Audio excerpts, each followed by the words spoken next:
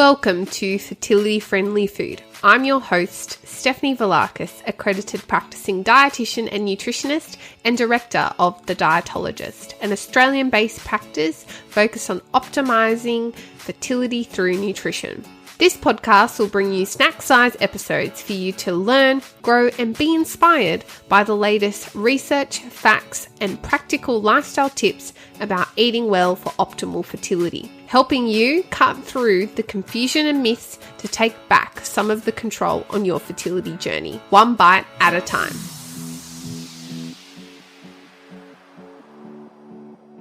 Hey everyone, and welcome back to another episode of Fertility Friendly Food, the podcast. My name is Stefanie Velakis, and I'm an expert fertility and pregnancy dietitian and founder of the Dietologist, and of course, your host.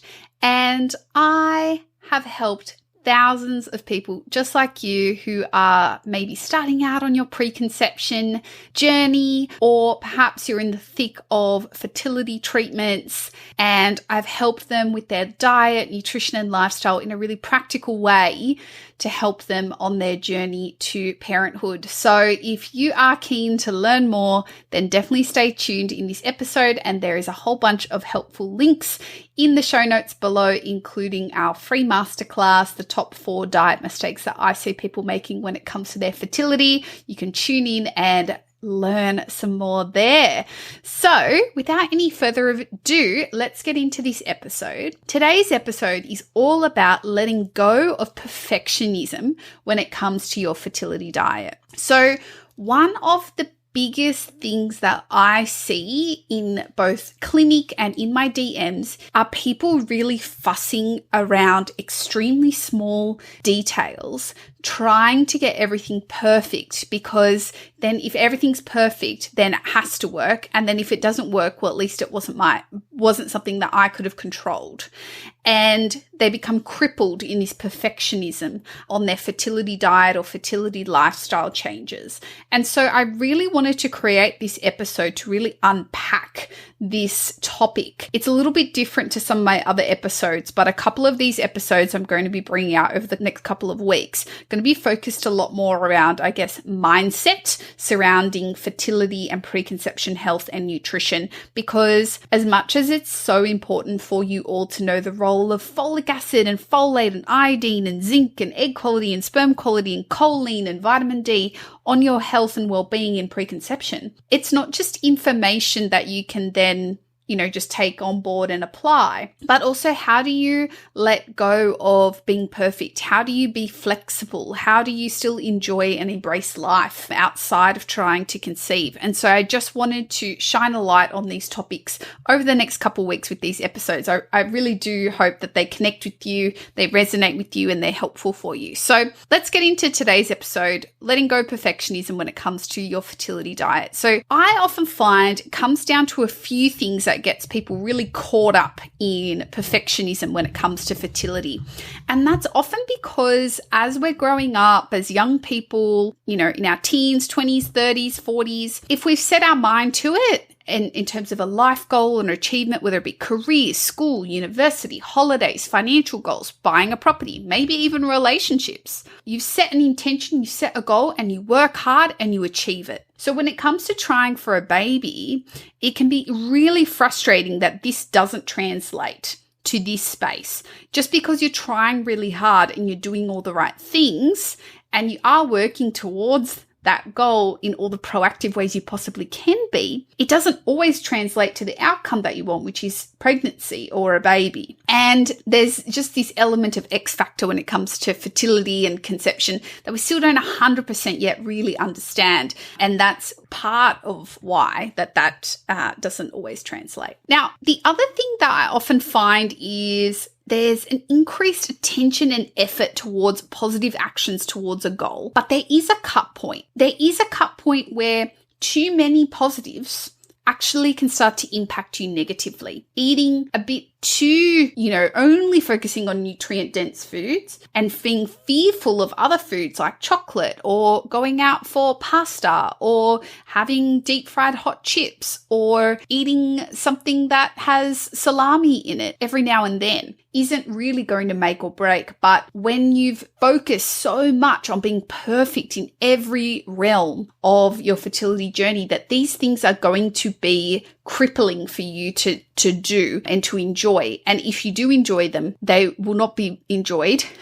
for very long. You will soon feel guilt or shame or fear about a consequence as a result of consuming that food or drink. And that is certainly the knife edge, where things go from potentially helpful to certainly very negative for our mental and even physical well-being as well. For other people, the perfectionism presents with obsessive Googling, second-guessing, doubting yourself, and that then increases stress, with stats showing that about 96% of those experiencing fertility issues experience stress. I don't think that's a very surprising statistic. It is naturally one of the most stressful times in your life. When it comes to your fertility diet, this really can create issues, this perfectionism, a tendency, or whatever you want to call it. Some people think it's part of their personality. I call it a perfectionism tendency because it means it's more modifiable than saying it's part of your personality. But it really does translate to withdrawing yourself from social eating situations. So that means see you later date nights, friends' birthdays, weddings,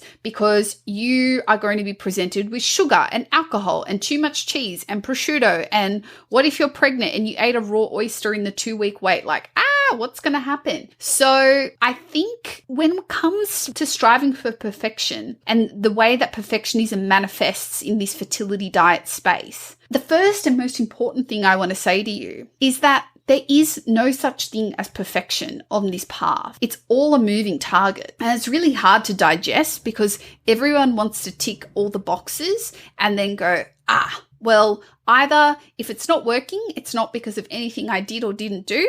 And if I tick all the boxes, then it must work. And both of those ideologies are flawed because it doesn't take into account the uncontrollable factors very well at all. Sadly, fertility just doesn't work like that. It might be the first time in your life that you've encountered working really hard at something and it's just not translating to that outcome that you're hoping for. And there are so many downsides beyond just stress when it comes to perfectionism on your fertility journey, feelings of quote unquote failure. And I really hate that word being used in the context of fertility treatment. My cycle failed. I didn't get any embryos. The embryos failed to develop. The embryo failed to implant. I just hate all that language. This cycle you didn't conceive. I think that is a much nicer way to put it. Sure, it's not delightful, but it's certainly better than using the word failed all the time, because a lot of people go on to internalize that, and that then shines through when they're not doing quote unquote all the things for their fertility. The other issue with perfectionism on your fertility journey is it can actually create nutrient deficiencies and gaps. People that cut things out because they read it on Google or on a blog, like gluten or dairy, or overcrowding your diet with too much of a good thing and eating way too many green leafy vegetables and fruits. And then there's no room for healthy fats and proteins and carbohydrates, which actually help your hormones to work properly, or you start losing a lot of weight, and that can switch your period off. There's lots and lots of different consequences that can occur due to overly focusing on specific foods in your diet for your fertility. Not feeling certain that you're getting enough from your diet, so you start popping supplements like they're going out of fashion. So a lot of people will just go, I'm just not sure if I'm getting enough X, so I decide to start a supplement. But they've got no context as to whether that's actually the right or relevant thing to do for them. So that can be really dangerous because there is such a thing as nutrient excesses and toxicities, and it's also hurting your back pocket too. And of course, it can also devolve into disordered eating or an eating disorder under the guise of following a fertility diet. Whether you have a history of it in your past or never before experienced it, I have seen this happen, and it's definitely a big risk associated with focusing on any kind of dietary or lifestyle shift. And none of the above, none of it is really helpful on your trying to conceive journey. Whilst I will be the very first person, you know me, to stick up for the importance of proactive actions around our health and lifestyle before conceiving and having specific and targeted nutrition strategies for your fertility circumstances, and undeniably makes a difference, doing it imperfectly is more than enough. And in my opinion, better than striving for perfection. And remember, perfection doesn't exist anyway. So you might go, wow, there are so many downsides to striving for perfection, and maybe this is something I need to start letting go of. But Steph, how do I start? How do I start letting go of this perfectionistic mindset? This is a lot easier said than done. And if it's something that is invading many elements of your life, which for many people it does, I would really recommend that you connect with a mental health care professional, psychologist to help you work through it. But I just wanted to share a couple of practical tips and a few examples, and hopefully some of these connect and resonate with you and you can apply them. So one of my favorite things that a psychologist once taught me was the locus of control, which is understanding what is in our circle of control and what isn't. For example, we can't change the weather, and that might mean your evening sports game that you use for your exercise each week has been cancelled. That's completely out of your control that happened, for example. With fertility and even your diet, there are some controllable factors, but a lot is just not in our control. We cannot change our egg count, our age, our genetics, our medical or family histories. Sure, we can modify our diet, our mindset, our exercise, our sleep, our supplements, and explore fertility treatments when we want to, or if we are ready to. We can reduce our toxin exposure. We can do all these things. But here's the thing, we don't need to do all of the above at 100% intensity all the time. I'm going to repeat that. We don't need to do all the things at 100% all the time. In fact, getting to bed at 10 p.m. on weekdays and having a bit of a funky weekend sleep pattern on the weekend is okay. Taking your prenatal every day and then leaving it at home and forgetting about it on a weekend away with your friends or partner is a-okay. Going out for a burger on a Friday night every now and then and enjoying it without dwelling on any of the feelings afterwards is a-okay. Not eating a green vegetable every single day without fail is a-okay. Eating a bag of chips from the petrol station on a road trip because there's nothing else around is a-okay. Not going for a walk because it's cold and rainy and you're not feeling like it and you know you're just pushing through just because is a-okay. In fact, I get more concerned as a fertility dietitian when people are doing all of the above a little too quote unquote perfectly, because it comes at a cost. Is it mental? Or is it physical? And I also get really concerned about how they will handle pregnancy, where more uncontrollable factors are thrown at you, like unexpected nausea, food aversions, changes to the plan when it comes to the course of your pregnancy care, your labor or birth, for example. Embracing flexibility and letting go of rigidity is key when it comes to letting go of perfectionism when trying to conceive. So here it is, my official permission slip from me to you. You have unconditional permission to abandon the dietary restrictions, the perfectionistic mentality, and to let go of the researching stress and overwhelm whilst trying to have the quote-unquote perfect fertility-friendly diet, which doesn't exist anyway. Love from Steph, your fertility-friendly dietitian and nutritionist, who's helped thousands of people just like you embrace a flexible and less stressful path to optimal preconception nutrition. If you resonated with this episode, I just want to let you know that you are not alone with this. These struggles are completely valid. And if you're stuck on this perfectionism hamster wheel, I really encourage you to reach out for some support. We are here to help. It isn't trivial. It isn't too small of a problem to ask for help on.